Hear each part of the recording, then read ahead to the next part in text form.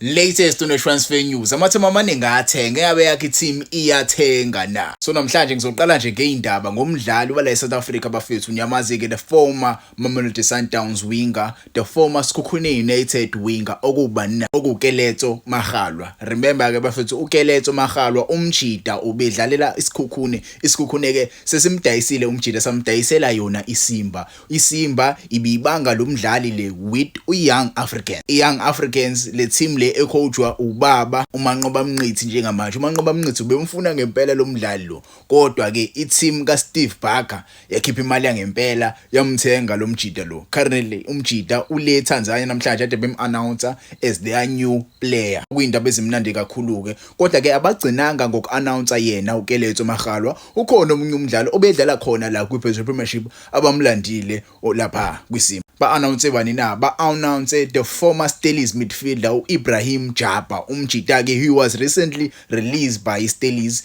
Ngengazi ukuthi ke iSteelers why sas-release abadlali abaningi kanje, but ke umjida he was released. But ke iSimba yakwazi ke imsign umjida ube free agent sebemsayinile. Remember, this player is from Nigeria. He was playing here in South Africa. He's one of the best midfielders akhona mina ngokwami, based on indlela engilibona ngakhona ibhola. He's one of the best CDMs abekhona la kwi-Brazil Premiership. But ke umjida currently usedlalela iSimba. Let's hope uzofika adlale kahle lapha kwezika Steve. It looks like uSteve Barker wakha i-team yangempela lapha. Ngiyayibona ngempela i-team yakhayo uyayihlanganisa ngempela. Kwezizindaba eziphumile iGolden Arrows isiqinisile ke lapha kwi-technical team yayo, isilande the ex Mamelodi Sundowns defender okusiyanda Zwane. uSiyanda Zwane uyena ozobe i-assistant coach. Ungambiza kodwa ke nge-legend layo i-Arrows, because umjida ke kade aqala ukuyidlalela i-Arrows. Waqala ngo-2006 waze waqeda ngo-2014 yabo. So umjida vele unayo i-history with iGolden Arrows. Kwezinye izindaba eziphumile ke bafethu ngisakuyona nje iGolden Arrows, ngishilo impela ukuthi ke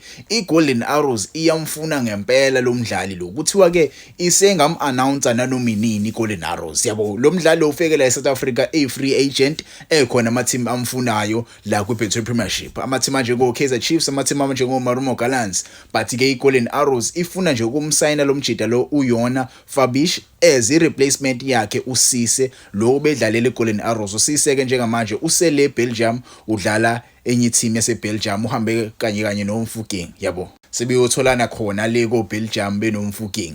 Kwezinye izindaba eziphumile namhlanje, iSekhukhune United si-announce a new forward okuBethuel Mozewu. I think this player was playing for iBlack Leopards if I'm not mistaken. One of the best strikers akhona ku-NFD bebesho. Top komjida uzofika ashaya amanqaku ngempela la ku-Brazil Premiership. Igama lakhe uBethuel Mozewu. I-country yakhe sengiyikhohliwe. If uyazi i-country yakhe umjida, sacela nje ungibhalela lapha kuma-comments ukuthi ke ngabe ngokuhlala umjida ubeqhamuka. I think eZambia kanje, because eZambia banazo ngempela i-strikers ngempela yabo, ziyashaya ke igoli. Kwezinye izindaba eziphumile, uBonga Inkosi Makume umjida kungenzeka ajoine iVenda FC. Umjida ubedlalele Baroka last season, but ke kule season ezoqala nje kungenzeka ezojoina iVenda FC le edlala ku-NFD. Nayo ke iVenda FC nabadlali abaningi ba-announcile, because ba-announce uCameron Carnell, ba-announcer uGoodman Chirwa, ba-announcer uKohan Daniels, ba-announcer uDouglas Mfumo, ba-announcer uBongani Mpandle, uStevens Govidia,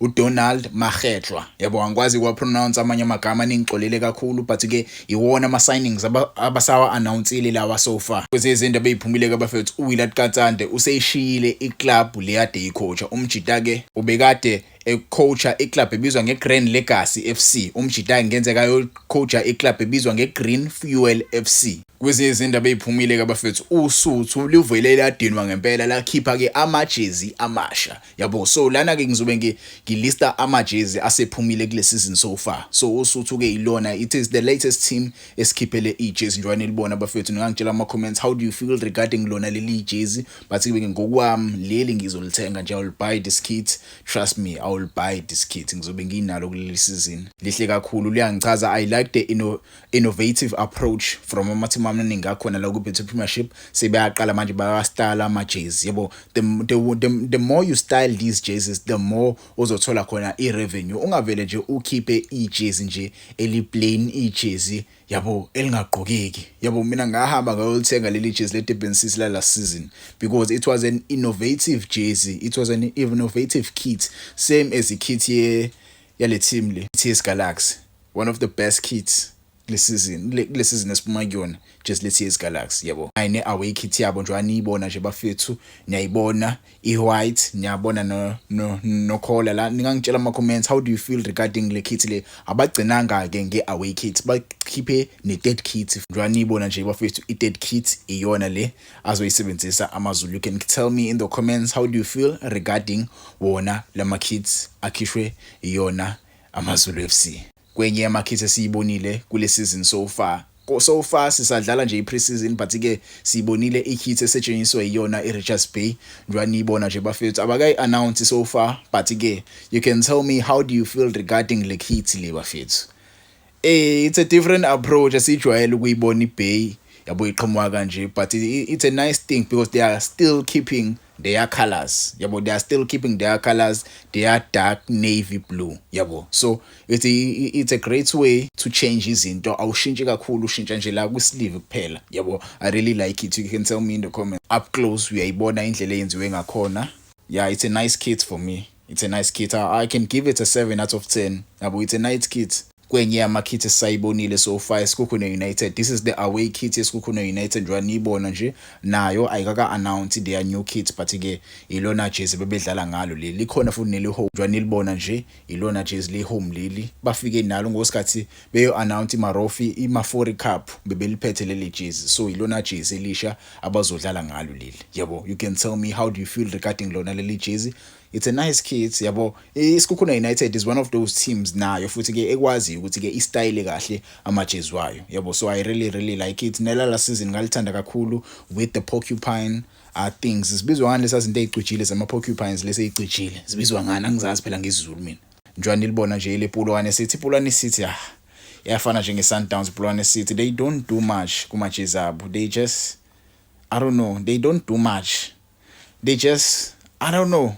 You can tell me, how do you Polokwane City, they don't do much ngempela bafethu. Masukuthi ke iMilford niyayibona ke bafethu, iMilford ihome kit yayo lezo yisebenzisa iMilford kwisizini ezoqala. Masukuthi ke iyona away kit lezo yisebenzisa njengoba izoqala isizini. Masukubi alternative kit yabo. It's a good kit bafethu, well structured kit, inama details. Ngiyayithanda i-alternative yabo. I-away ne-home for me i-plain kakhulu. I like the alternative one. Masukuthi ke iKruger United nje anibona ke bafethu, iKruger United iyona home kit yabo le abazoyisebenzisa.